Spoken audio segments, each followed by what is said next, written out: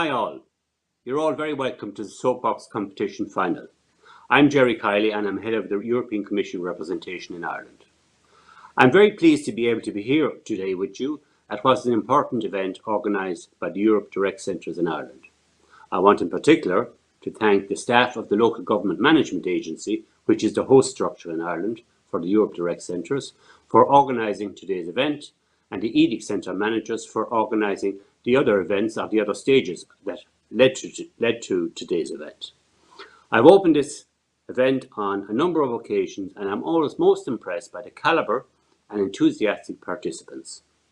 I often wonder whether we might see these people again one day as their public speaking talents guide them along a particular public profile pathway. I'm delighted that everyone concerned persevered in ensuring the Soapbox continuation this year in spite of the challenges, and well done to all involved. I think most people throughout will remember 2020 as the COVID-19 year, and I doubt that too many people will be unhappy to see the back of this year. For most people, it has been largely a lost year, where even the simple things we barely noticed or appreciated or took for granted were taken away from us, or placed outside our reach. For others, this sacrifice would be considered minor and inconsequential in comparison to their experience of COVID through the loss of someone close to them. On behalf of the European Commission, my condolences to all of those who are grieving the loss of loved ones. This year has been a reminder of how vulnerable we are, as indeed are the systems we have built up. The world has been brought to its knees by an organism of microscopic size. Nature has once again shown us who is boss, a message we should take heed of a bit more than has been the case hitherto as we consider addressing the consequences of climate change.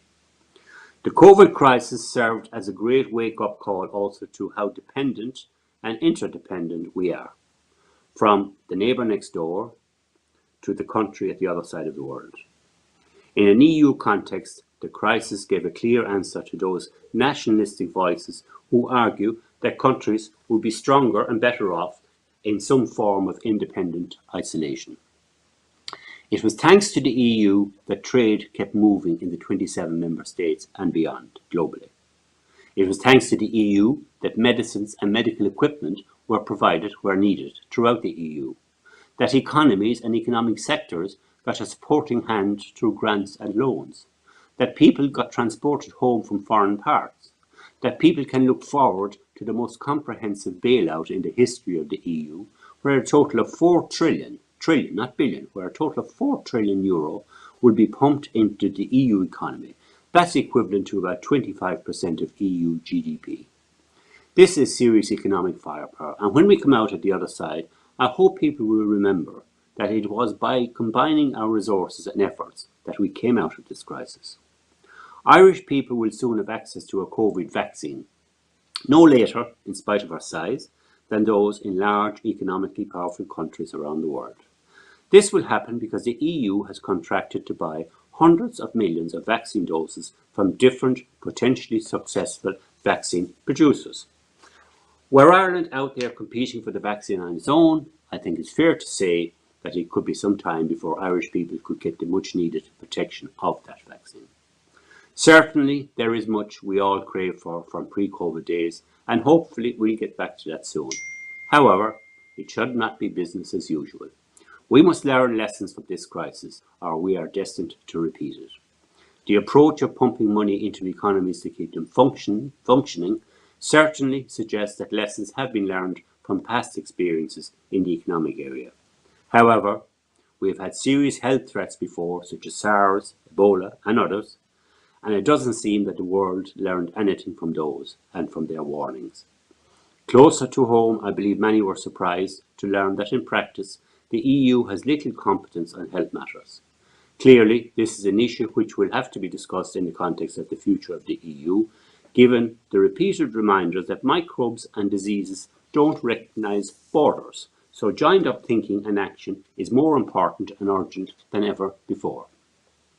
In conclusion, yes, we want to get back to a pre-COVID way of life, but given that hindsight is, as they say, 20/20 vision, let us hope when we get back there we heed the warnings learned the lessons, and chose not to repeat history.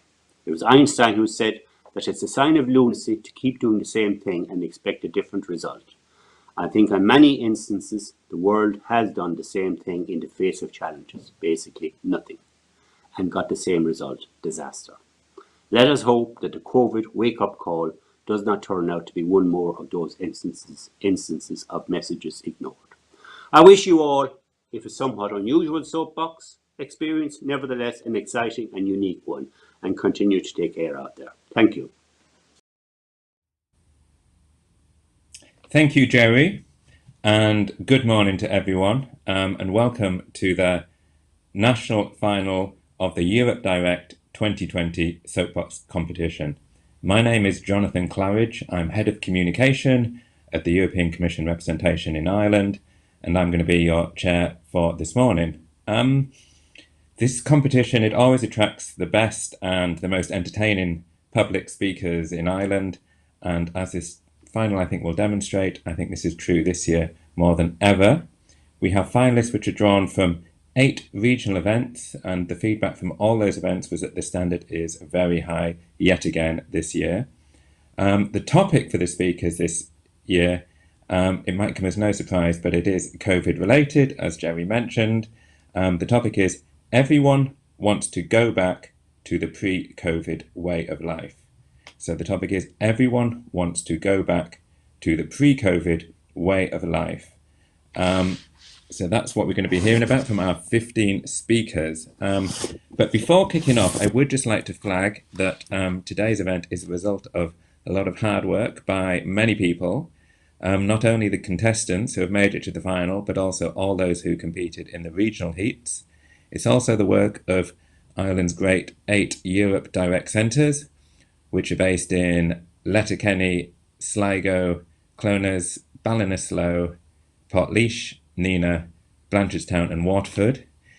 And it's also the work of the Ireland's great library service, in which all the Europe Direct centres are based, and Ireland is very fortunate to have such an effective and good library service that's done great work throughout COVID and kept a lot of us sane. And also the work of the Local Government Management Authority, the LGMA, which has really brought this final together. So now a little bit of the formal bit, how the competition will work and what the format is. Each contestant will have 3 minutes to speak.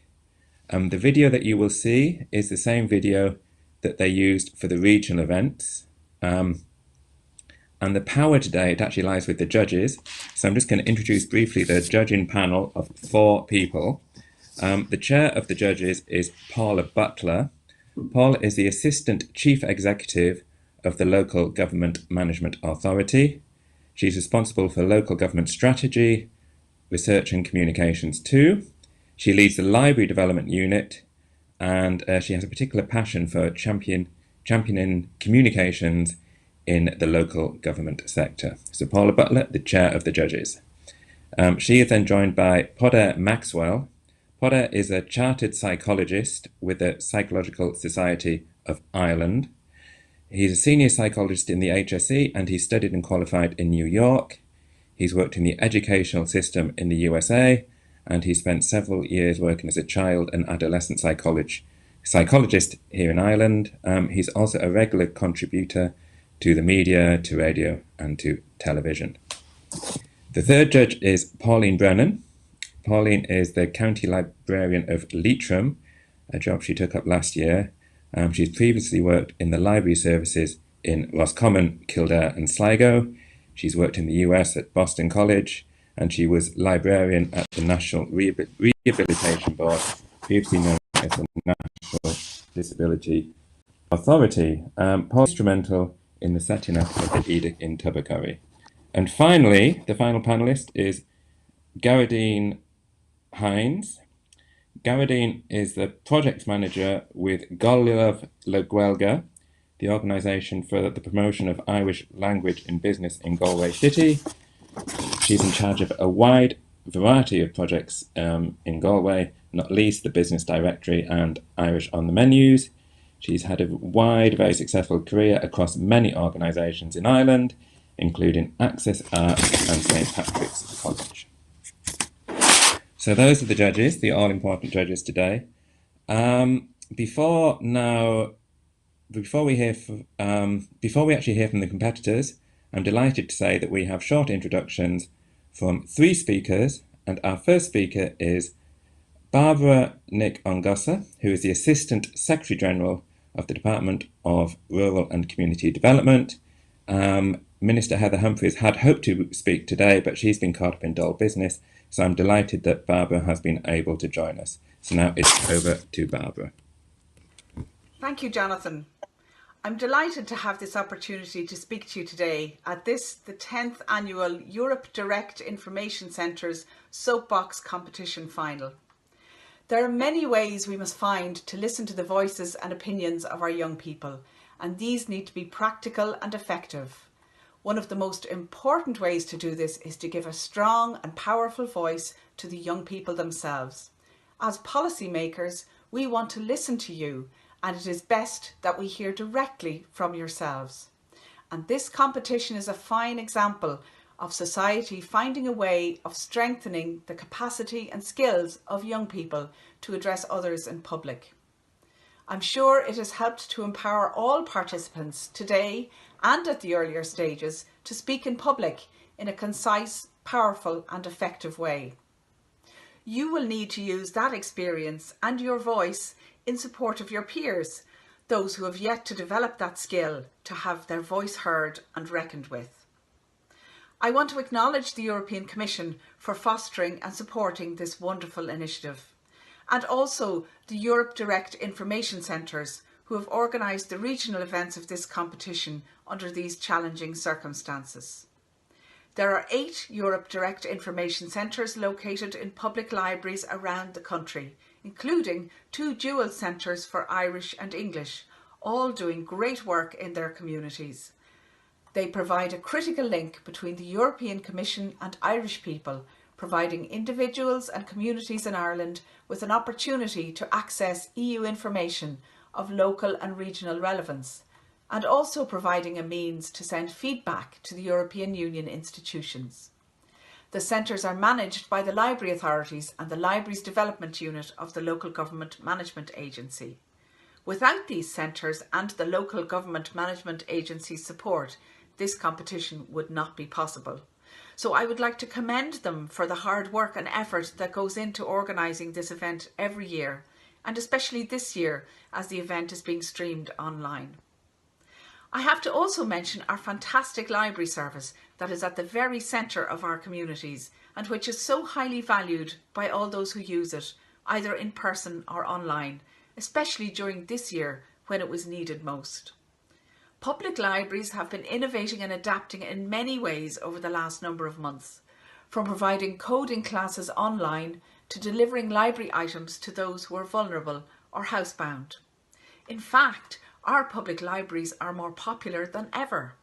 As a result of the pandemic, from April to October of this year, 40,347 people registered for access to e-books and e-audiobooks, and this represented an amazing 129% increase compared to the same time last year.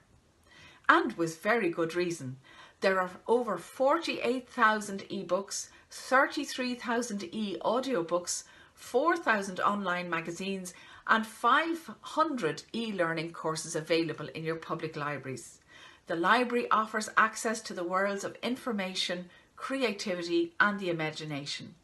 There we can find information on any topic, from government policy to science and technology to the arts. But not only that, our libraries now have coding, 3D printing, virtual reality headsets, Raspberry Pis and even PlayStations in some branches. And it's free and accessible to all. I'm sure that each and every one here today is a library member, and I would encourage you to use the service regularly. And bring your friends, your parents and your grandparents, because there's something for everyone at your local library. This year has been a busy year and unlike anything we could have envisaged. But this ties in perfectly with the topic of today's discussion, that everyone wants to go back to the pre-COVID way of life. I know that this topic has been keenly debated at the 8 regional finals, and well done to everyone who entered the competition via video this year and engaged in the debate. The 15 finalists here today have certainly earned their place in the grand final, and I've no doubt that there will be extremely good arguments to be heard from both sides on this very topical discussion. I'm sure the distinguished judges will have a very difficult task in choosing the overall winners, but I wish everybody the very best, and I'll be watching and listening with great interest. Thank you very much. Thank you very much, Barbara, for setting the scene so well, and it's great to hear in very concrete terms about how libraries are so successful these days and how we're all using them and the very modern and great facilities that they have on offer. Now, without any further ado, I would like to move on to our next speaker. Our next speaker is Kieran Cuff, who's a member of the European Parliament for the Dublin constituency, the constituency I vote in. And so now it's over to Kieran. Thank you. Hi there, I'm Kieran Cuff, Green Party MEP for Dublin. Congratulations, you've made it to the final stage of the Europe Direct Soapbox competition. By now, you've all spent lots of time working out arguments, practicing speaking points and working out whether you're speaking too fast or too slow. It's a massive achievement, and the experience is something that will really stand to you, whether that be, in school, college or in your working life. And the ability to hone an argument and convey it to others, it's something other MEPs and I, we're still working on. It's hard to get it right, and we rely on this every day. So I sit on 2 parliamentary committees, the Industry, Research and Energy Committee, and also the Transportation Committee. And through these committees, I work on issues that take climate action, just transition, reducing energy poverty, and improving people's lives across Europe, including Ireland. The theme of this year's Soapbox competition, everyone wants to go back to the pre-COVID way of life, it fits directly into my work. And COVID has been devastating. It's been hard on families, on students, on young people like yourselves, but also on the elderly and of course frontline workers. So as we look to a post-COVID recovery, we have an opportunity to reshape society, to make laws and policies that address the challenges and issues at the heart of Europe. That includes issues like tackling homelessness, reshaping, redesigning public spaces so that everyone has access to safe green spaces, tackling greenhouse gas emissions, and ensuring young people have access to skills and training to build a better future. It can't just be done at European level though. We need participation at national level, regional and local level, and through your own community. So it involves all of us. So as a final word from me, I just want to say again, congratulations for reaching this stage. And I wish you all the best of luck. And well done to the public libraries and the Europe Direct Information Centres for hosting such a great competition event. Thank you, Kieran, for that very punchy and inspiring contribution. We now have one more speaker before we're going to hear from the contestants. And I'm delighted that we're now moving from the Dublin constituency up to the north and west to hear from Maria Walsh, who's a member of the European Parliament representing the Midlands and North West constituency. So it's over to Maria. Hello, my name is MEP Maria Walsh. I'm the youngest Irish MEP representing the constituency of Midlands Northwest. So that covers Galway, Donegal, Mayo, across to Louth, and I sit in the European Parliament. But right now, I'm really honoured to send you this message of congratulations to the finalists. And I'm doing that from the European Parliament office in Dublin. I'm just after making a speech virtually into the heart of the plenary chamber in Brussels, where my colleagues are meeting and we're debating an issue around LGBTQI rights. I want to say how in awe I am of each of you. First and foremost, putting your hand up, getting involved. The second, putting your hand up, getting involved and using your voice and coming up with very clear and direct motions. You didn't get an easy topic. Everyone wants to go back to the pre-COVID way of life. For me, I certainly miss aspects of my pre-COVID life, like moving around, seeing family, seeing friends, being able to do my job and travel. But what I've learned from COVID is the fact that we can do it, our work, and connect just in a different way. For me in the European Parliament, as I said, I'm the youngest MEP representing Ireland. Never grew up in party politics, but always felt like a voice is deserved and needed at the table. That's how you make change. And as frustrating as you might find, and I might find, putting forward motions and trying to make your voice heard and get your argument in, and other people aren't seeing your way of thinking, then you regroup and you come back at the table again. And the aim and the essence of the European Union as a whole was built on protecting our citizens' rights, bringing ideas to the table, negotiating, compromising, and in the end, keeping our hearts of our citizens, the benefit, the need to ensure that they're a part of everything we do, at the very core of who we are as Europeans, to make sure their life is better, they have more opportunity, more prosperity, and it's a fairer life for each and every one of us, regardless of skin colour, creed, orientation, or gender. Just to give you a few insider tips on who I am and where I'm coming from, as I said, I represent Midlands Northwest. I live in Mayo, so I travel back and forth pre-COVID. So I think I'm helping my carbon footprint because of COVID. Hopefully that was one of your motions put forward. And for me, the committees I sit on, one being EMPL, which is Employment and Social Affairs. So we cover everything from protecting employers and employees, particularly now over COVID. How can we get funding into them to keep their lights on and their employers and employees active in the workforce? And I also cover things like cyber violence, data protection. Mental health is a huge aspect to what the work my team and I do in the European Parliament, and why it's not a competency of the European Union. I think the topic of today's competition, everyone wants to go back to the pre-COVID way of life. I think and I believe mental health would have definitely come up to the forefront of us needing to focus, and that we didn't have that right pre-COVID. Other committees I sit on are my Fisheries Committee, where now the hot topic is Brexit and how do we protect communities living around the island of Ireland so that they can have access to quotas and fishing waters as they have been doing so for generations. I also sit on the committee called LIBE, which is Liberties, Home Affairs and Justice. And here we talk about fundamental human rights, protecting people who come from minority groups, who are new into the European Union, coming from other countries. We talk about LGBTQI rights and rainbow families and what it means to be able and welcomed to bring your whole self to the European Union. There are a couple of things that I do. I just want to finish up and say I'm so proud and honoured to be a young MEP, but more importantly to represent Midlands Northwest now when politics needs voices like yours and mine at the conversation table. Otherwise nothing changes. And I want to send a warm congratulations and thanks to the 10 Europe Direct Information Centres across Ireland, but I know 6 are within the Midlands Northwest constituency, and they can be found in Letterkenny, Godore, Clones, Ballinasloe, Carrow, and of course Sligo. So if you haven't checked them out, please do so. And I just want to say thank you. Congratulations again to all the organisers, the finalists, and I look forward to seeing you involved in politics and perhaps running in the European elections in 2024. Thank you, Maria, for setting the scene so well, for your good wishes, and also for giving us, I think, a real flavour of what you work as an MEP in Brussels and here. We've now really set the scene completely, and we're all set for the competition to start.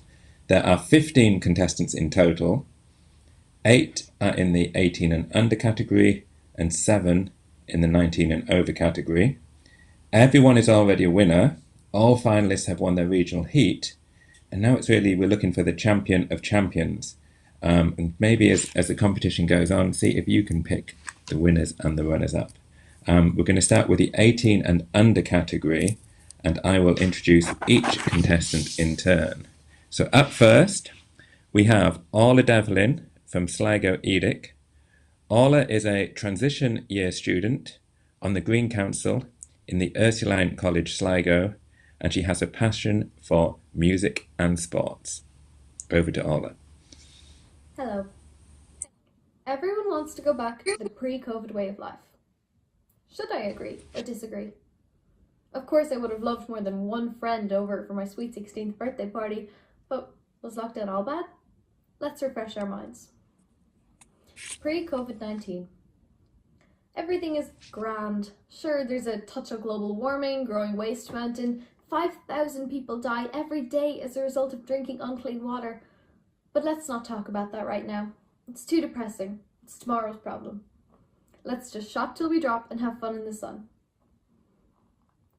COVID-19 in Ireland. We have to wear masks every day. We can't meet with friends. Will this ever end? But wait, air quality's improved. Global emissions are down. Just last week, Carbon Brief published that the COVID-19 pandemic has triggered the largest ever annual fall in CO2 emissions. So, do I want to go back to the pre-COVID way of life? Post-COVID-19, Scenario 1. I'm so glad we seized that incredible opportunity we got when the country shut down. I'm so happy we used it to rebuild from the ground up by switching to green energy and improving things like recycling and waste disposal. If we hadn't gone green and completely changed our lifestyles, who knows where we'd be? Post-COVID-19, Scenario 2. The Californian and Australian wildfires now seem like children playing with matches. Beachfront property is now underwater property. Try to imagine yourself sitting on a huge pile of garbage, unable to breathe. That was our past, present, and future. So again, do I really want to go back to the pre-COVID way of life? That consumerist, constantly accelerating society was not one to be proud of. By agreeing with this motion, we are condoning actions which have caused climate change, loss of biodiversity, pollution, global warming. We are telling the people who destroyed our planet that they were right all along. We are agreeing with them that going green is a luxury that we cannot afford right now, instead of the essential that it is. So if you were to take away one thing from today, let it be this. COVID. COVID. Can our voices inspire defiance? Can we stop this train with no brakes, heading for the edge of a cliff? Can we be the voices of the future generations, desperate for an earth that may support them? Can we seize this opportunity so that we are not subjected to the pre-COVID way of life? I don't know yet, but I will do my best. Thank you. Thank you, Orla, and good luck to you and good luck to Sligo there. You've really set the bar very, very high with that great first speech. Now we're going to move on to Blanchardstown Edic and Daniel Kenny. Daniel attends the Ardgillan Community College in Balbriggan. He loves debating and is a very enthusiastic participant in this year's Soapbox competition, and he's really enjoyed this experience. So it's over to Daniel. Hello, my name is Daniel Kenny. I'm 15 years old and I will be competing in the under 18 category. Timekeeper, adjudicator, members of the proposition, members of the opposition, and the lovely audience. My name is Daniel Kenny and I am bravely fighting against the motion that everyone wants to get back to pre-COVID way of life. I know what you're thinking. Who is this lunatic saying life is better now than it was before? But that is not the case. Obviously I missed a packed stadium for a Sunday game, or playing Xbox to my heart's content in the company of my closest friends, or most importantly, giving my granddad a big hug on our weekly visits. These are all terrible realities that we have to face every day, but you can't deny that there's been many positives.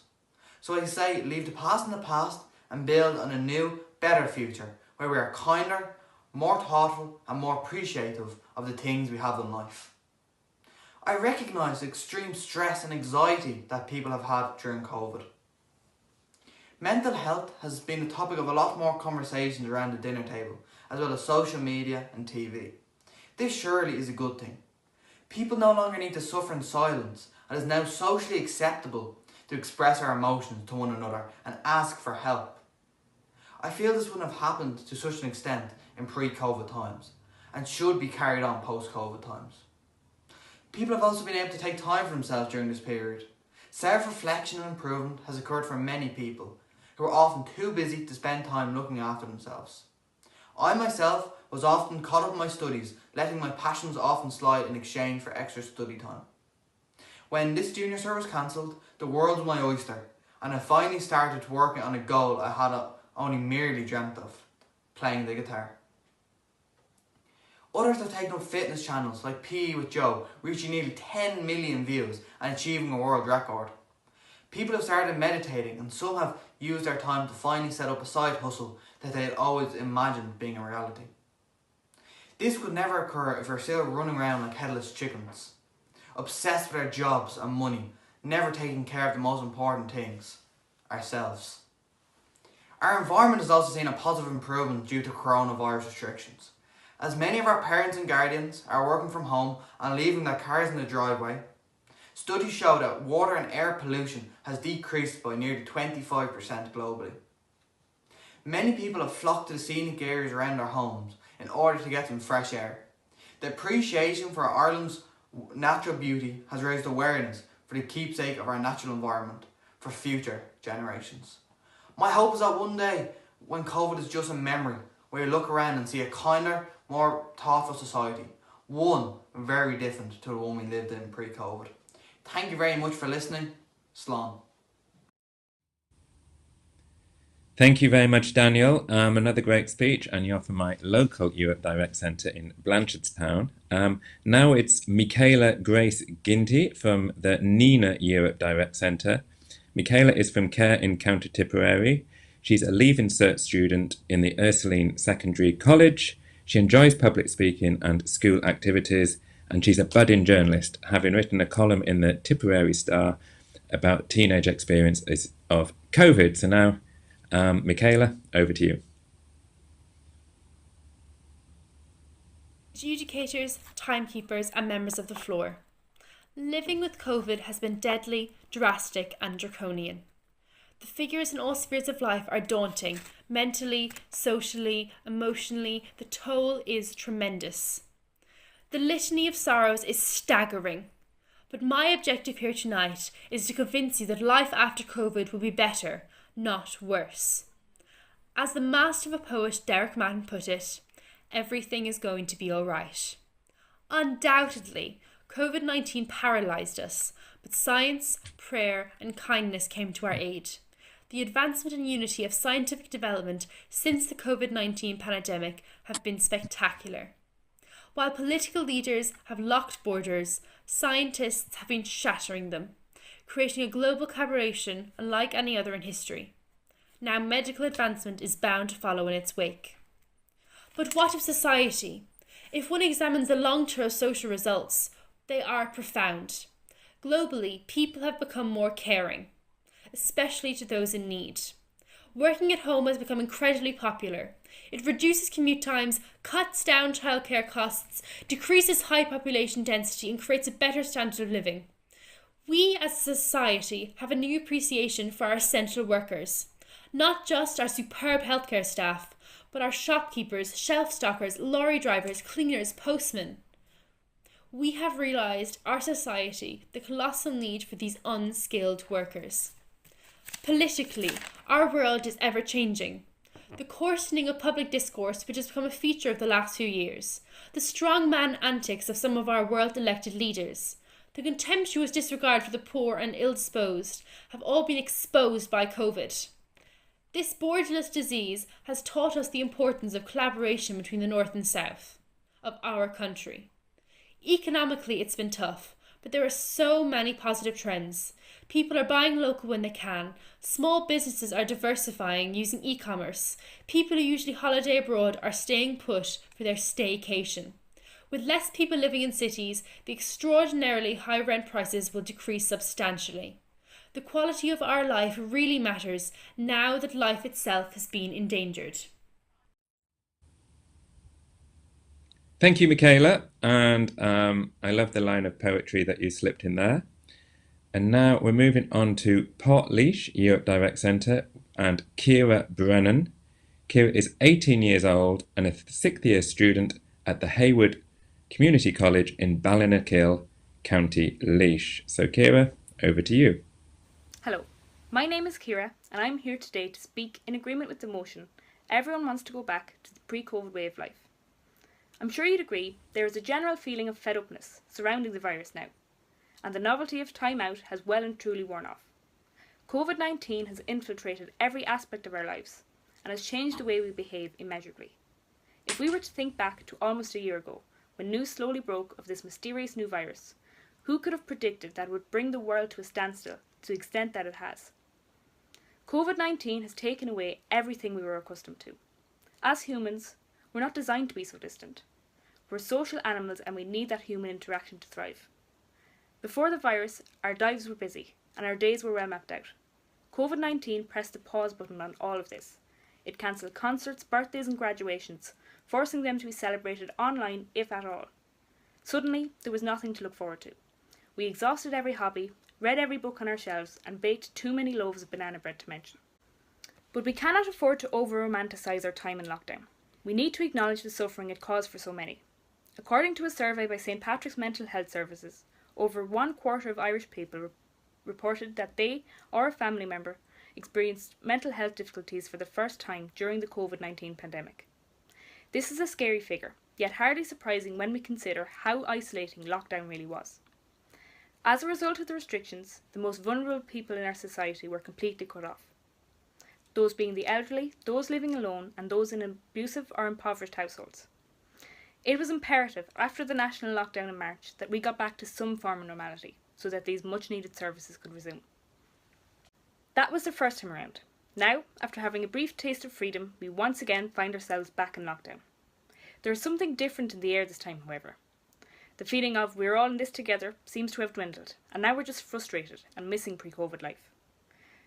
We are longing for the days where we could visit each other, sit in a restaurant or buy non-essential items. We are sick and tired of masks, sanitising our hands and the awkward elbow bump greeting. We need to go back to the pre-COVID days where we could just speak to each other face to face. But with the thoughts of a COVID Christmas hanging over our heads, there is no room for complacency. We need to learn from our mistakes and be more diligent in our behaviour to ensure we are not heading for another lockdown and make our dreams of a post-COVID life a reality. Ladies and gentlemen, it's obvious. Everyone wants to go back to the pre-COVID way of life. And who could blame us? We're desperate to get back to the way life was before. Will it ever be the same? Perhaps not, but we can certainly try. We need to get back to a time where COVID-19 didn't dominate our lives and prevent us from doing even the simplest of things that make life worth living. So much so that I believe we don't just want to get back to the pre-COVID way of life, we need to. Thank you. Thank you, Ciara, for that. I think you really captured our sort of concerns and hopes in relation to COVID very well there. And now we're moving on to our 5th out of 8 18 and under contestants, Emma McMahon from the Watford Europe Direct Centre. Emma is 17 years old and a 5th year student in the Newtown School, Watford. She's passionate about politics and human rights. She spends a lot of time with friends and loves music, and she's a member of the European Youth Parliament, which is a great organisation for anyone who's interested in Europe or thinking of having a career there. If you're young and that's you, do sign up and join the European Youth Parliament. And with that, it's over to Emma. Thank you. Hello adjudicators, judges and esteemed guests. My name is Emma McMahon and I'm truly sorry that I cannot be with you in person today under the current global climate, but I thank you for this virtual opportunity. Everyone wants to go back to the pre-COVID way of life. Personally, I cannot disagree more strongly with this statement. Of course, it must be acknowledged that COVID-19 has brought with it many challenges and changes to our daily lives. This very video, for example, whereas we could have previously stood in the same room. The all too common sight of these masks, the wearing of which has become second nature to most of us. With that being said, however, I truly believe that it is simply untrue for us to say that we all want the pre-COVID life back. Lockdowns which came as a result of the virus have shown us the true plague of humanity on the planet. Back in April, for example, less than 2 months into lockdown, you may recall reports of carbon dioxide emissions caused by motor vehicles falling. The BBC stated that they fell by 60% in just 2 weeks. This shows us the immense impact that we can have on the preservation and protection of our planet by simply reducing our unnecessary actions. Is it not truly immoral of us to disregard these breakthroughs and wish to go back to our pre-COVID ways? Furthermore, I believe that a pre-COVID life is a pre-2020 life. But this year cannot be simply defined by the pandemic alone. Social justice and civil rights were at the forefront of headlines throughout the year, and rightly so. We saw the youth climate action movement grow ever stronger across the globe. The Black Lives Matter movement brought the matter of systemic racism to the mainstream, as millions marched in solidarity to demand justice. A historic US presidential election saw big promises made from all sides, and the world held its breath as we waited on the results from Nevada to dictate the fate of millions. And rumour has it, they're still counting. How unjust it would be of us to suggest that we take all of those steps forward and then double it back towards our unequal pre-COVID society. In all regards, we as a one humankind have begun to take the necessary steps towards a fairer world for all, and we must reject the notion of going back to our pre-COVID life. Please oppose the motion. Thank you very much, Emma, and thank you very much, Watford. It's a very heartfelt contribution from Emma, and I'm happy to hear that she brought in the US presidential elections there.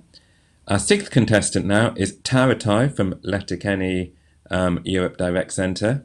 Tara is a student at Deal College in Raphoe. When not entering public speaking competitions, Tara enjoys watching Gaelic football matches and helping out on the farm at home. Over to Tara. Hi, my name is Tara Toy and I'm a student from Deal College, Raphoe, County Donegal. And in my opinion, everyone wants to get back to pre-COVID times. Walking through the airport on March 3rd, 2020, never did I think that would be the last time I would leave my doorstep for the following 6 months.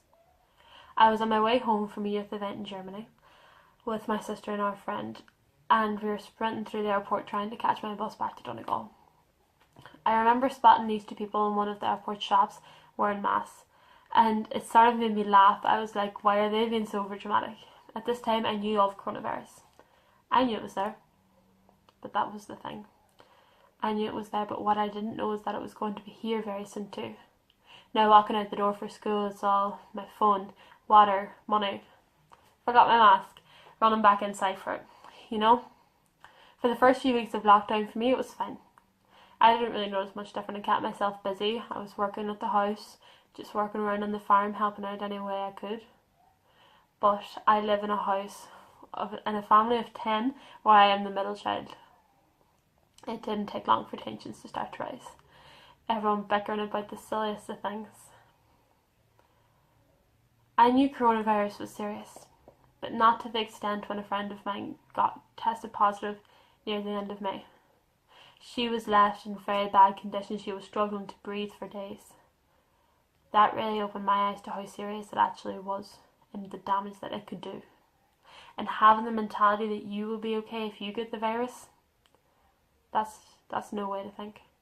You might be okay, but your granny, your mother, your best friend, they might not. It is a very scary thing knowing that you very well could be carrying the virus and pass it on to a loved one who might not make it out the other side. That fear is something that keeps us away from our families. We all have this something in our heads that is keeping us going. Whether it be back at the marsh, listening to the auctioneer pretending to know what they're saying, or something like queuing up at the gate of the Gaelic pitch, waiting to see the county final, or going through that subconscious list of people that we all have in our heads who we're going to hug as soon as we can. For me, it's the feeling that I am going to get when I can finally run into my granny and granddad's arms again, because I won't be afraid of passing anything on to them. But for now, that is a dream. It is that hope that keeps us going through these hard times. We went into this as the people of Ireland, and we will come out stronger than before. And I like to think it isn't long now. Thank you. Thank you, Tara, for that very personal and powerful speech.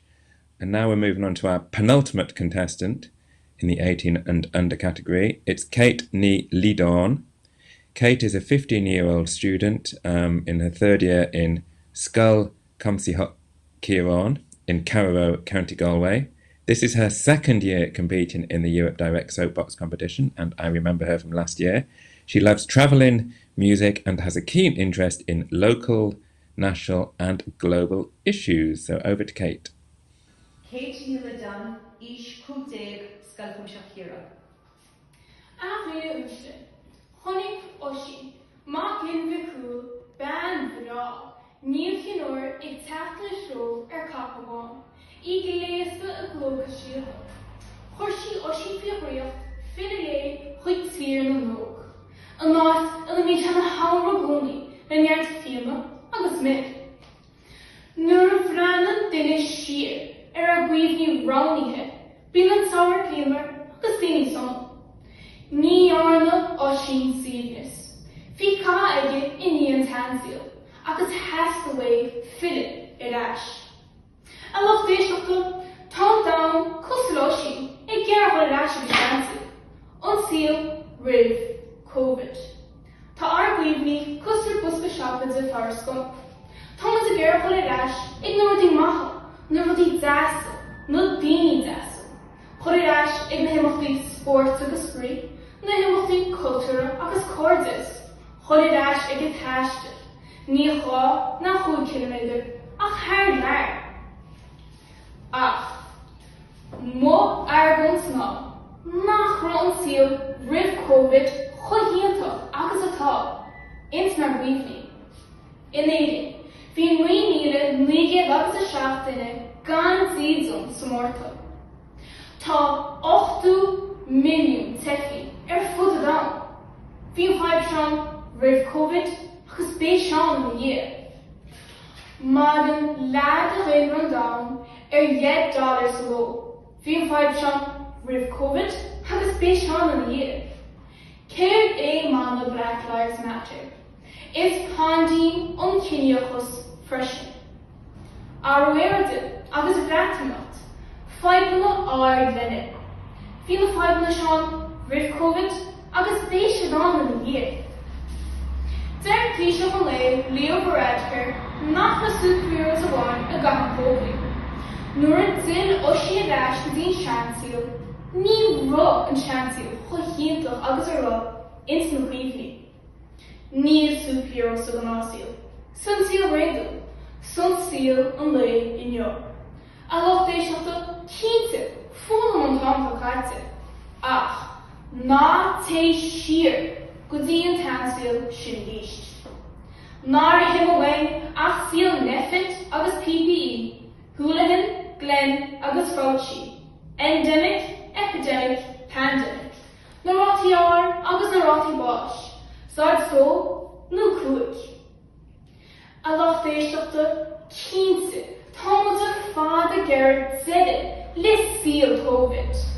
Ach, Nína dul siar ag síl rih COVID, ach le síl níos far, agus sinna fá a bhfuil an áid an rún gur maidin. Thank you very much, Kate. I could feel every word you said there, and it's great that we've gone Oscuelga. And now we have our final contestant in the 18 and under category, Jamie Brainey from Clonus Europe Direct Centre. Jamie is 16 years old and from Cavan, so best wishes to Jamie. Hello everyone, my name is Jamie Brady. I'm 16 years old, and today I'm going to be discussing why I believe everyone wants to go back to the pre-COVID way of life. The coronavirus pandemic. It's a harrowing issue, a lethal one. It has destroyed so many relationships, led to so many people being unemployed. And it has destroyed the mental health of so many people, both young and old. It has led to people feeling isolated, lonely, devoid of happiness and joy. Because now they cannot go to bars, cinemas, and concerts with their friend for fear that they might contract the coronavirus. The entire world has had to adapt to this pandemic. It's been a universal problem. Some people claim to not believe in the virus, but those who say that are foolish, and they're part of the problem. They're part of the reason why we have not beaten the coronavirus, why we have not come together as a collective unit to stop this. I can say I have seen a lot of people complaining about the coronavirus pandemic, wishing for it to be over, for us to resume our normal way of life. Yet those same people will go out in public without wearing a mask, will not sanitize their hands, and they will not social distance from their friends. I find these actions to be very hypocritical and very damaging. We have the power to stop the coronavirus, yet there's so many of us that choose not to. Maybe it's because we've become so desensitized to the idea of the coronavirus and its effects because we see it every day on the news, whether they're discussing the current amount of cases, potential vaccines, or solutions to the coronavirus and its economic effect. We've all seen these headlines, haven't we? We've all thought to ourselves, wow, negativity. There's too much of that. But we have to be realistic because it's taking a toll on us. Whether it has claimed the lives of your loved ones, or you contracted the virus and now will be affected from it by the rest of your life, or if your mental health has taken a toll.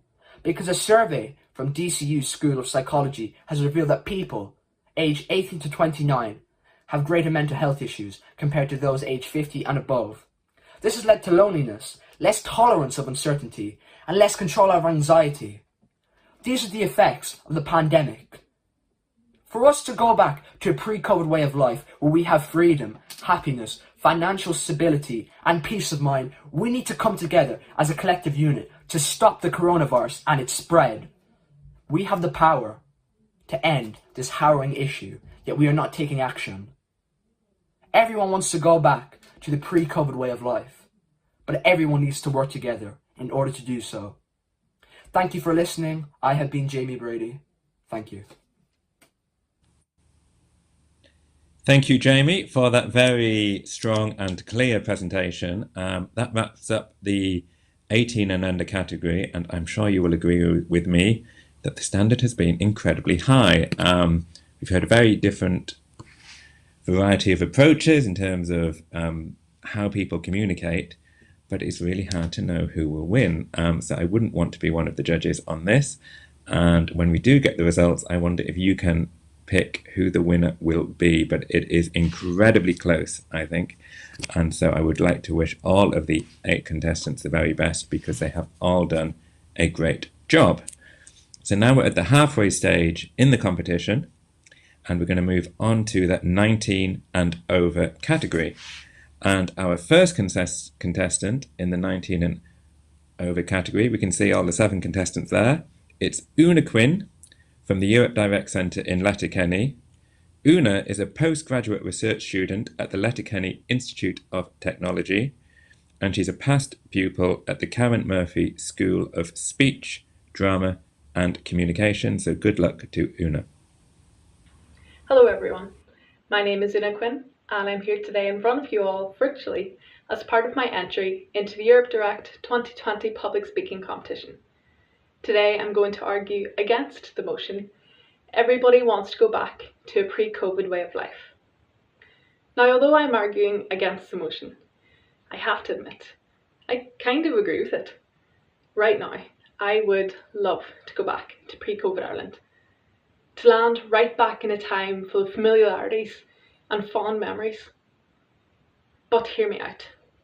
Yes, if we could turn back time, chances are many of us would. But does that really mean that it's the right thing to do? Because surely going back now to pre-COVID Ireland would only once again put us a step behind moving past this time of our lives. And that, I think, is a real issue here.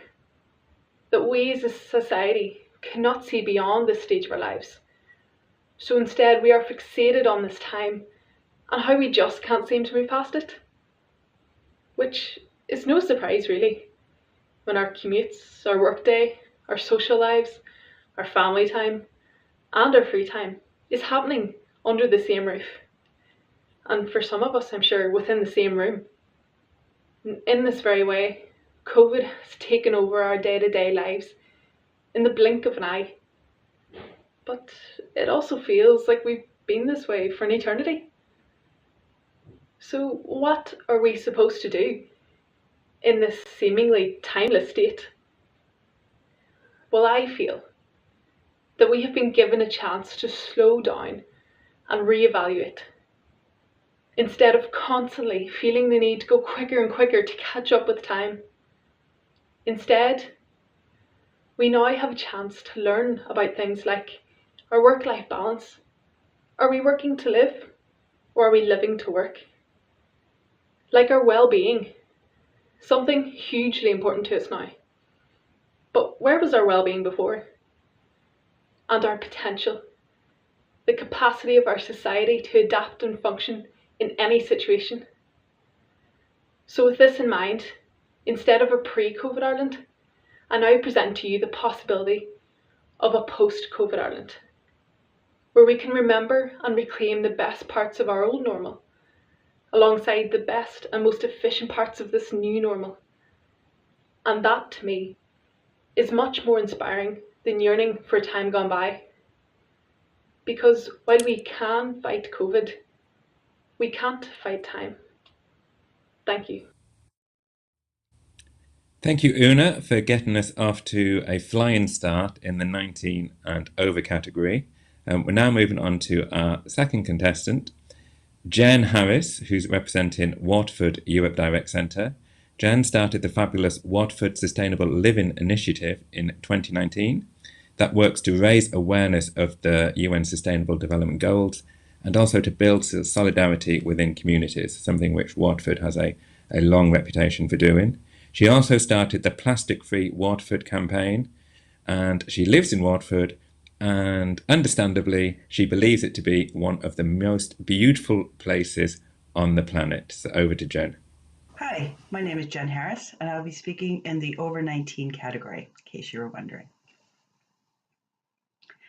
It has been said that we will want to return to a pre-COVID-19 way of life just as soon as it is possible.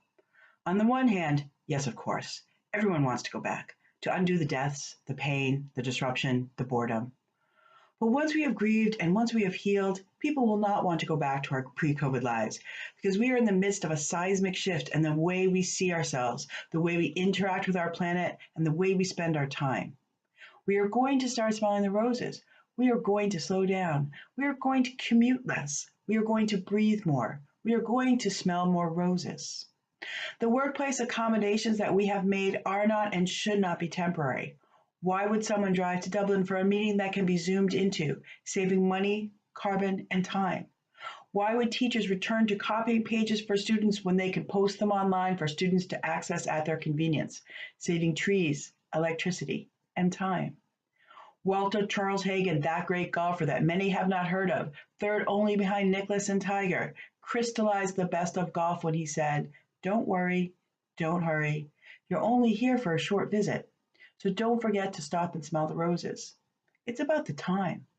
We can see the Himalayas. We applaud our healthcare workers. Fish can be seen in the canals of Venice. I can visit pretty much any museum I want in the world for free. I talk to my neighbors. I ring my mom. Our days were full, so full that we don't know what to do now that the demands of time upon our lives are less. We forgot how to just be. Now we watch what we want. We take the longest walks of our lives. We have made our dogs incredibly happy. We have turned off our alarms. We bake our own bread. We plant our own vegetables. We read books. We Zoom. I don't play golf. I'm terrible at it, but I get it. Slow down. Think about the putt. See which way the wind blows. Smell the roses. Thank you. Thank you, Jen, from beautiful Waterford, and we're now heading off to another very beautiful county, Galway. So from the Galway Europe Direct Centre, it's a pleasure to introduce Mairead Carney. Mairead is a community development worker in Ballinasloe. She's committed to making small changes in her lifestyle to reduce her carbon footprint, and says that this pandemic has made her change her routine significantly. So it's over to Mairead. Hi, my name is Mairead Carney, and I'll be speaking against the motion that everyone wants to go back to pre-COVID way of life. I'll be looking at it from a professional and a personal perspective.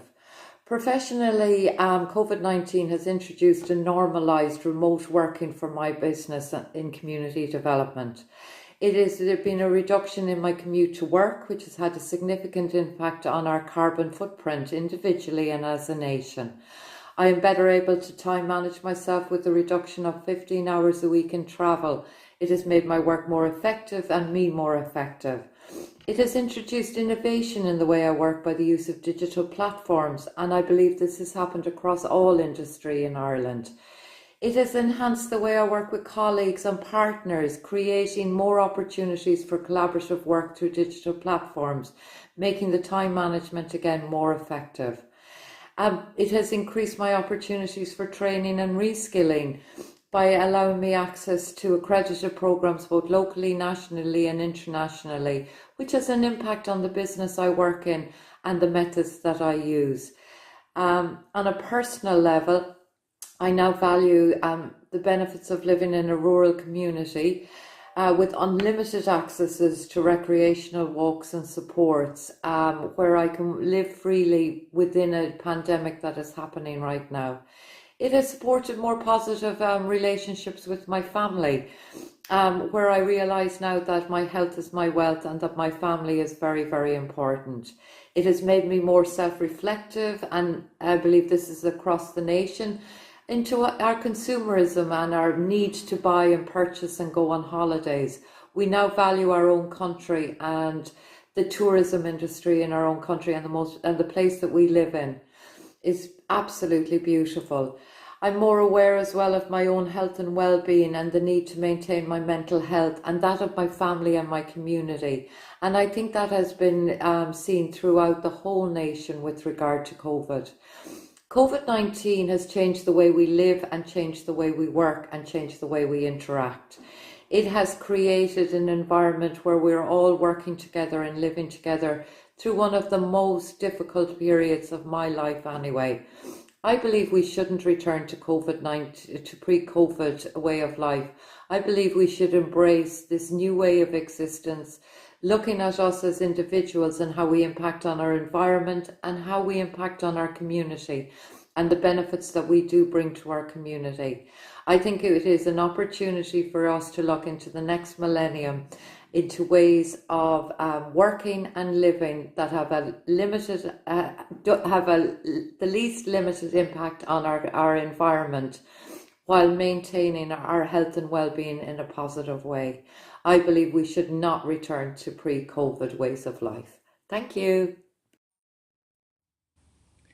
Thank you, Mairead, and thank you, Galway, for that very positive and upbeat take on today's topic. It's now over to Mary Spillane from NINA Europe Direct Centre. Mary is a research assistant. Her background is in applied mathematics, and this has led to her recent involvement in designing a mathematical model that looks at the spread of COVID, so very much has worked in helping tackling COVID.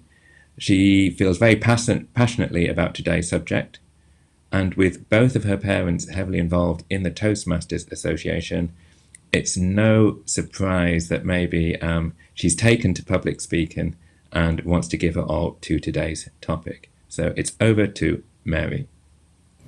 Hello everyone, and welcome to this Soapbox event. Today I'm going to be arguing against the motion that everyone wants to go back to the pre-COVID way of life. I know what you must be thinking. Did she inhale too much hand sanitizer this morning? Is she social distancing from her common sense? Well, let me tell you about some of the positives of the last 9 months and why I believe there are huge advantages to sticking with some COVID-induced changes. The first is the increased level of freedom for office workers. Before the pandemic, we were slaves to the 9-to-5 routine. We structured our lives around it. Commuting, childcare, meal times, all because there was no flexibility in the system. Nowadays, we're able to take that extra 10 minutes of lunch if we need to, or nip out at 3 for the school run. Not to mention the people who spend an hour or two commuting every day. Cutting this out, even for a couple of days a week, would have far-reaching positive consequences. As an introvert, I'm a huge fan of the decreased social pressure that came with the virus. Don't get me wrong, I love a get-together, but I believe we often find it hard to refuse, even if we don't want to go. As Irish people, we're great to go to funerals. Any feigned connection to the deceased, and we attend their mass en masse. But now that we can't anymore, don't we all feel a little better that we couldn't go rather than just didn't? Isn't it suddenly much easier to avoid those expensive Christmas drinks with a crowd of people you're not really that fond of because of COVID? I certainly believe that learning to say no has been a huge benefit of the pandemic to many people, and emphasises again why not everyone wants to return to the old normal. The final point I'd like to make is the positive effects on the environment from all of this. A recent study published in Nature found that daily carbon emissions had been reduced during the pandemic by 17%. This is in no doubt partly due to the fact that we're no longer commuting or holidaying on the same scale. While, of course, I want my summers in Spain again, I believe the virus has taught us a lot about balancing our own happiness with our planet's needs. This is something I fear we'd lose sight of if we just went straight back to the way things were before March.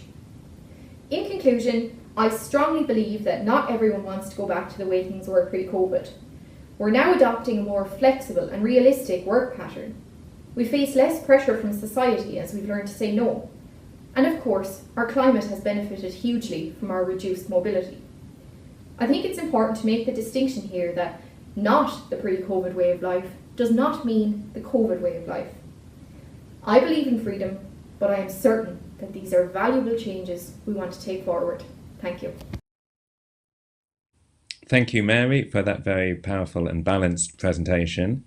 And now we're coming over to the Blanchardstown Europe Direct Centre, my local centre, and we have Eileen Hopkins.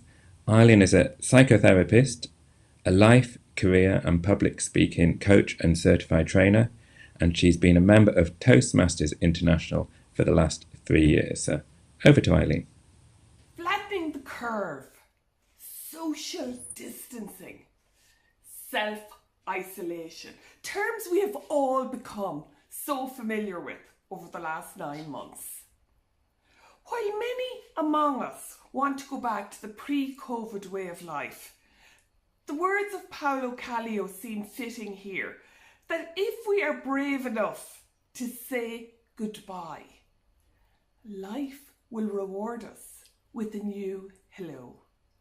I'm going to share with you 3 areas where I believe that we're ready to move on to the new post-COVID way of life. Firstly, the value of the slower pace of life. Slowing down, enjoying the moment. Because being busy is seriously overrated. I've seen dads walking in the park holding hands with their kids chuckling, couples out walking holding hands, kids playing, skipping and tag. Secondly, don't sweat the small stuff. Because why? It's all small stuff. Look at what we used to stress over. The burnt dinner, the mucky floor, the late bus. COVID has put so much into perspective for us about what's really important. Health, family, friends. Finally, the beauty of nature.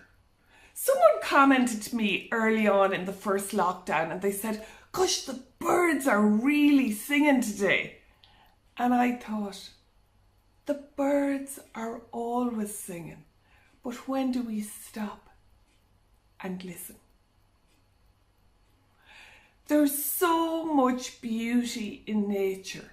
For many of us, we've been enforced to stop, but to look and to listen and enjoy it. So today I've shared why I'm ready to say hello now to the post-COVID way of life.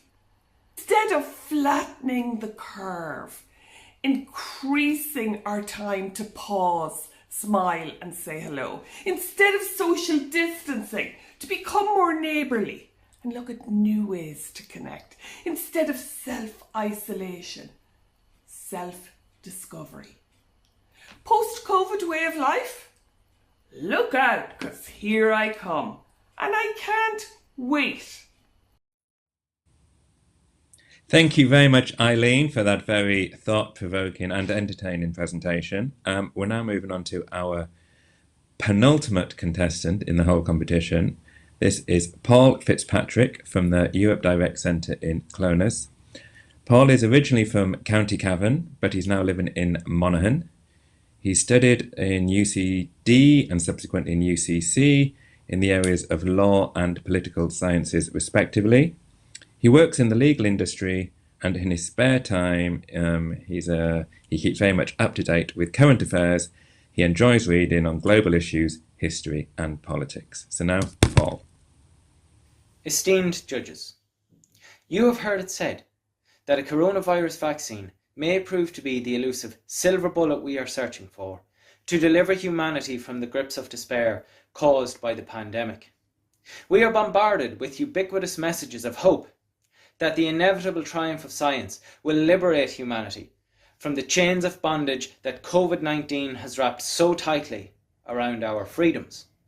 But judges, I implore you to cast your minds back to the type of world we left behind.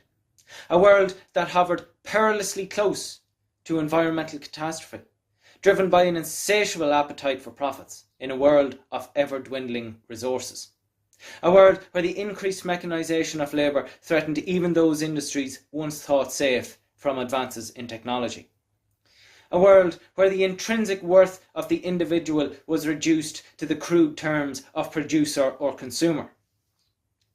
A world where a deeply flawed economic system siphoned wealth from those at the bottom and concentrated it in the hands of fewer and fewer people.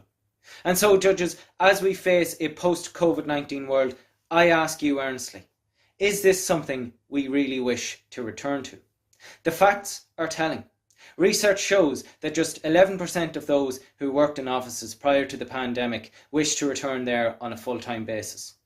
Potentially, this has hugely positive implications for many facets of our lives. From an environmental perspective, more working from home means less commuting. Less commuting means less pollution, as well as freeing up more time for workers to engage in leisurely pursuits.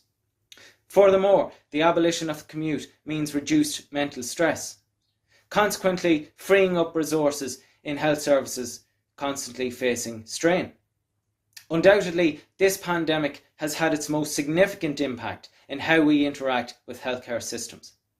Recently, the global inequity in access to healthcare was laid bare in a World Economic Forum report titled Challenges and Opportunities in a Post-COVID-19 World. This report envisaged a world of universal healthcare, where those seeking medical attention need not worry about financial constraints. And although this remains a daunting social and economic task, I contend strongly it is one we should embrace. And so, judges, in conclusion, I urge you to reject the motion that everybody wants to go back to the pre-COVID way of life. We have within our grasp an abundance of opportunity to revolutionise how we work, how we communicate, and how we do business. It is often said that the definition of insanity is doing the same thing over and over again, expecting different results. So I say, let us look to the future with renewed vigour and optimism, mindful of the past, of what worked and what didn't, and forge a new path for humanity. Thank you, Paul, for that very clearly argued presentation. And now we have our final contestant. We're in full circle back to where we started, to Sligo. Orla was our first speaker from Sligo, and now we have Brian Fallon for the Europe Direct Sligo. Brian is from Sligo and works as a web designer and data analyst. He's a member of the newly launched Agora Speakers Club called Public Speakers Sligo. So over to Brian. Everyone wants to go back to a pre-COVID way of life. Ladies and gentlemen, I couldn't agree more with this statement. I think we are all just fed up at this stage, completely fed up of the whole COVID thing. I want to use some F words here. It's okay, I'm not going to start swearing. First F word I want to use is freedom. I really don't think we knew how much freedom we had pre-COVID. These days, all we hear are restrictions, levels of restrictions, more and more restrictions. Can't do this, you can't go here, can't meet your friends. A lack of freedom. Next F word I want to use is fear. There is an amount of fear and anxiety out there at the moment, and I feel it myself. I have gone through my own battles with mental illness over the last few years. And in a way, I feel that it's good that mental health concerns are being highlighted at this time. And I really hope that it helps people to get the help that they need. And there is help out there if we ask for it. And I hope people can help to overcome their fears. The last F word I want to use is fun. And again, it seems like our fun has been restricted over the last while. However, having said that, lots of people have come up with creative and inventive ways of having fun. And technology indeed has played a big role in this. So, to recap, the three F words that I've used: freedom, fear, and fun. Hopefully, when all of this COVID business goes away, we can regain the freedom, lose the fear, and get back to having fun. So absolutely, everyone wants to go back to the pre-COVID way of life. Thank you for listening. Thank you very much, Brian, for that personal and very uplifting contribution. And that's it. We've heard from all the 15 competitors now, and we will move fairly quickly to the concluding part and the all-important results and finding out what the judges' deliberations were, who the highly commended contestants were, and who were the overall winners. Before that, we've got two things. We're going to have a very short EU video about COVID, and then we're going to hear from Member of the European Parliament, Chris McManus. So now, enjoy the video.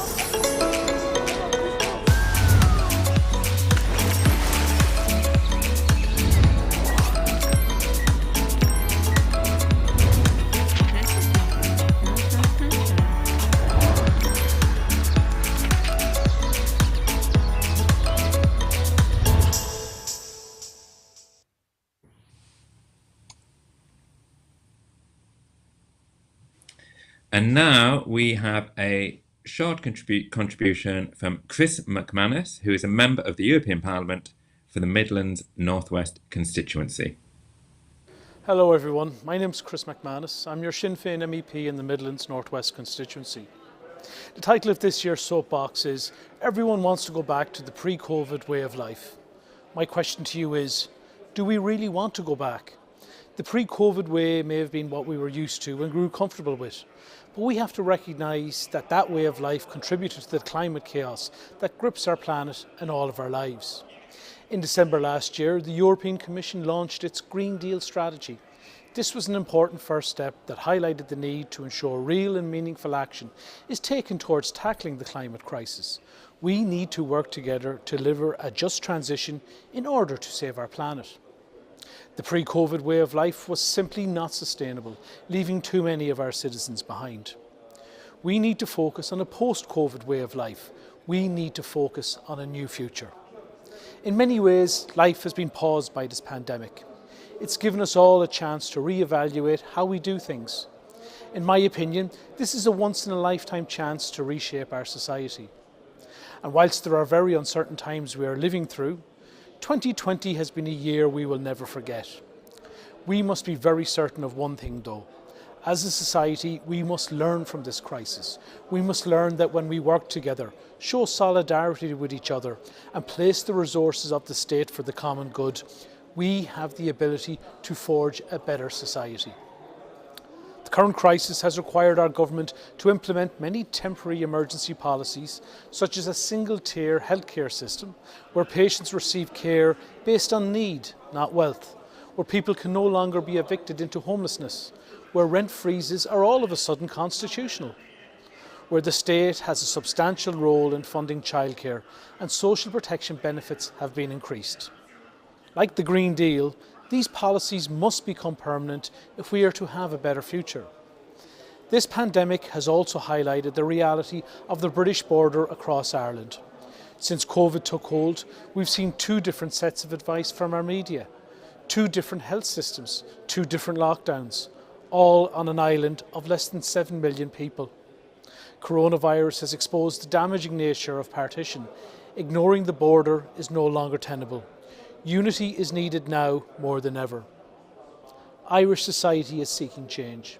Post-pandemic, that thirst for change will only grow. People are rightly asking questions about our health service, our housing needs, and the quality of our environment. Quality of life issues such as working more from home, commuting less, and seeing more of our families must be at the forefront of many minds, as is the way many of us have come to fully value the importance of the role of our older citizens in our communities.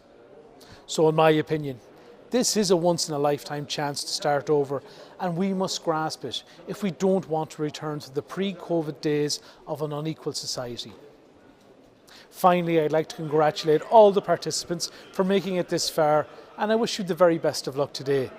Hopefully we get to meet you all when things return to normality. Sinead, remember to look after yourselves and to stay safe. Slán agus beannacht.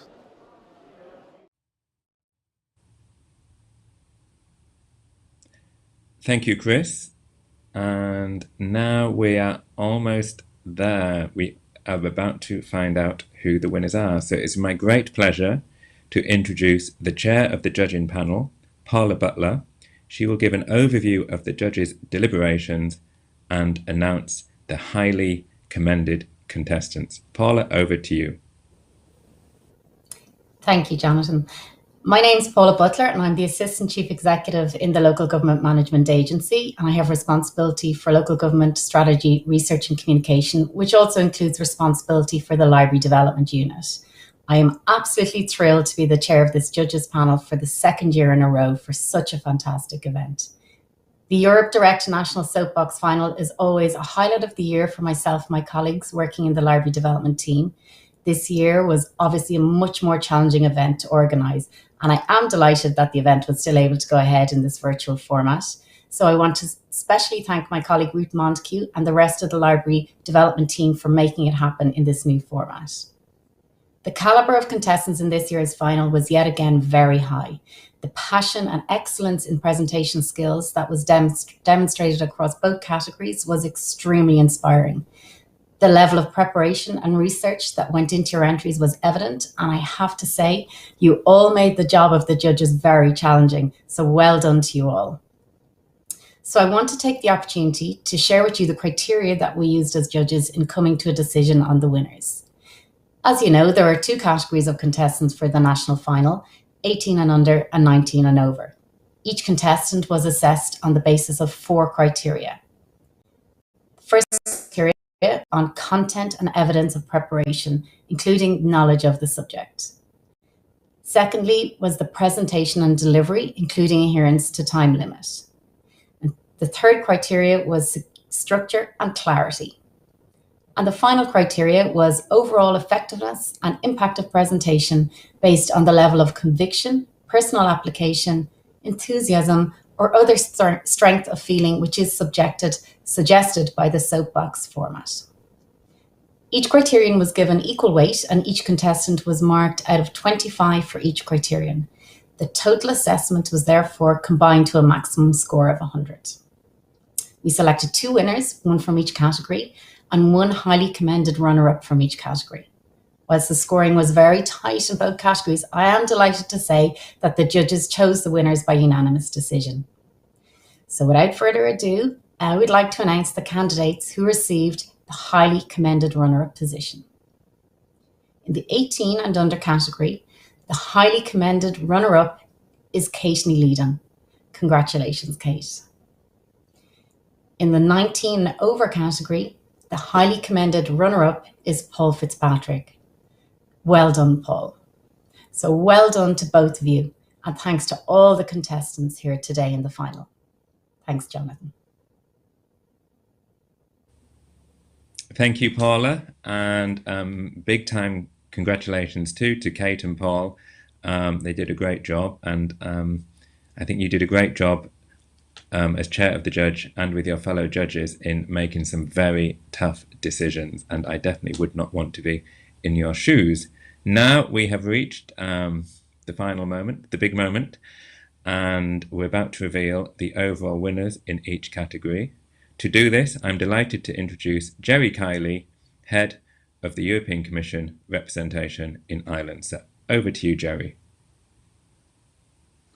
Thank you, Jonathan, and good afternoon to everybody, and congratulations to everybody involved, and especially to all of the participants. It's a great honour for me to be here to announce the winners. But before I do, I would just like to say thank you to everybody involved in the organisation of this event. Thanks to my colleague there, Jonathan Clarridge. Jonathan, you did a wonderful job in chairing the event. And to Paula and her colleagues, the judges, I watched the contributions, and I'm glad you were making the decision rather than I, because the calibre was very high, as always is the case. The fact that we have a different format hasn't impacted on the calibre of contribution. Again, big thanks to the LGMA and the edicts, because they're the ones who have they're the powerhouses behind this event and have brought it along the way through the regional competitions and now to the final, and also to the MEPs and Ms. Knock-Ingus for their contributions. So now it's time for me to announce the winners, and the winner in the 18 and under category, first place is Orla Devlin coming through the Sligo edict. Well done, Orla, and congratulations. And the winner in the 19 and over in first place is Jen Harris coming through the Waterford edict. Congratulations to you both. Congratulations to everybody for getting to this stage in the competition, and the best of luck for the future. And at this stage, I would just like to say, Happy Christmas, Happy New Year, and hopefully 2021 will be a hell of a lot better than 2020. Thanks again. Thanks for your participation, and thanks for everybody contributing to the success of this event. Jonathan, back to you. Thank you very much, Jerry, and big time congratulations from me too to the winners, Orla and Jen, and their prize, which is €1,000, will be got to them shortly. We will find a way of getting it to you. So congratulations there. You did some great work and great speakers. I would just like to join with Jerry in thanking all the 15 contestants today for participating, and the judges as well. Everyone did a great job. I must also thank the technical team, which has kept the show on the road today, and me on the road in particular. That's Mike and James. Thanks to all the Europe Direct centres. I will go through with them once more because they do such a great job. Letterkenny, Sligo, Clonez, Ballinasloe, Nina, Portlaoise, Blanchardstown and Waterford. They really do a great job, so do call in at your local Europe Direct centres. They have a great source of information and activities on all things European. And finally, just a big thank you to the Local Government Management Authority, that's Stuart Hamilton, Joan Ward, and Ruth Montague, and all the team there that have really played a key role in getting the show on the road and coordinating today's event. So enjoy the rest of the day and have a very safe and happy Christmas. Take care. Bye-bye.